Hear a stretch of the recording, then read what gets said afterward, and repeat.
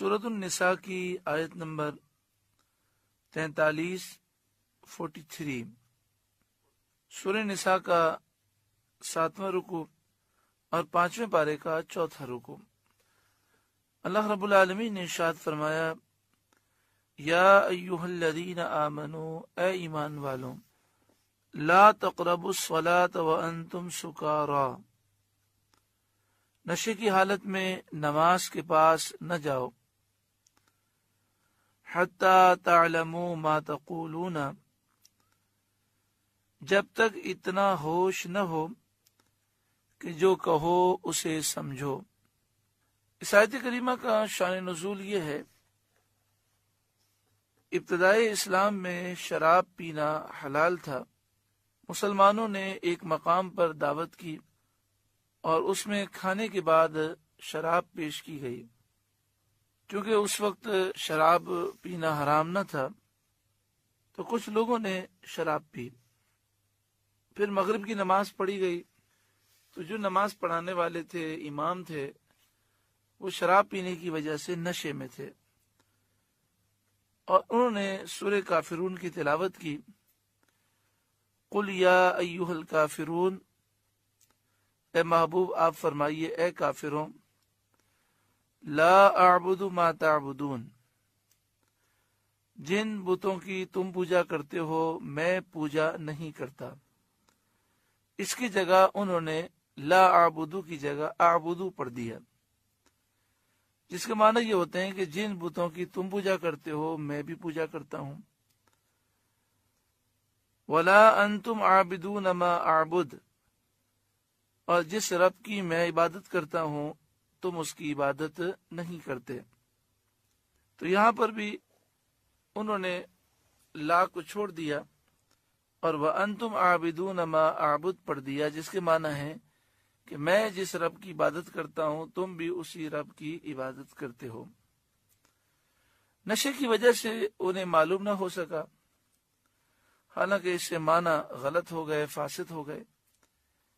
اس پر یہ آیت کریمہ نازل ہوئی اور مسلمانوں کو یہ حکم دیا گیا کہ نشے کی حالت میں نماز نہ پڑھو۔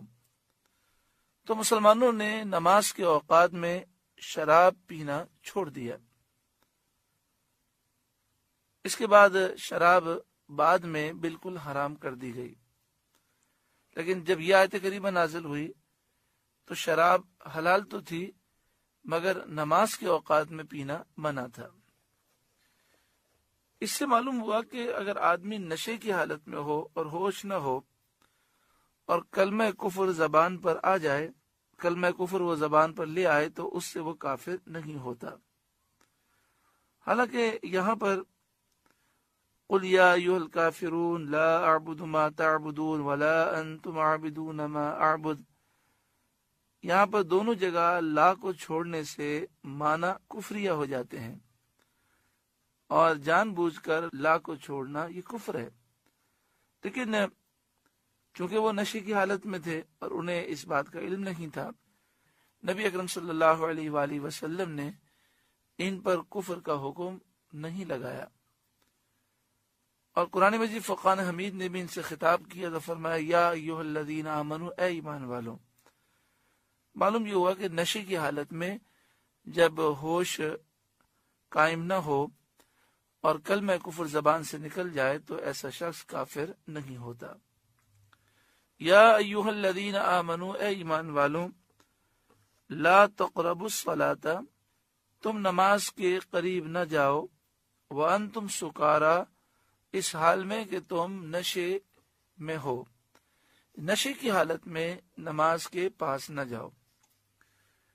حتی تعلموا ما تقولون، جب تک اتنا ہوش نہ ہو کہ جو کہو اسے سمجھو۔ ولا جنبا الا عابری سبیل حتی تغتسلوا، اور ناپاکی کی حالت میں بغیر غسل کے نماز کے قریب نہ جاؤ۔ جب غسل فرض ہو، ناپاکی کی حالت ہو تو نماز نہ پڑھو، نماز کے قریب نہ جاؤ۔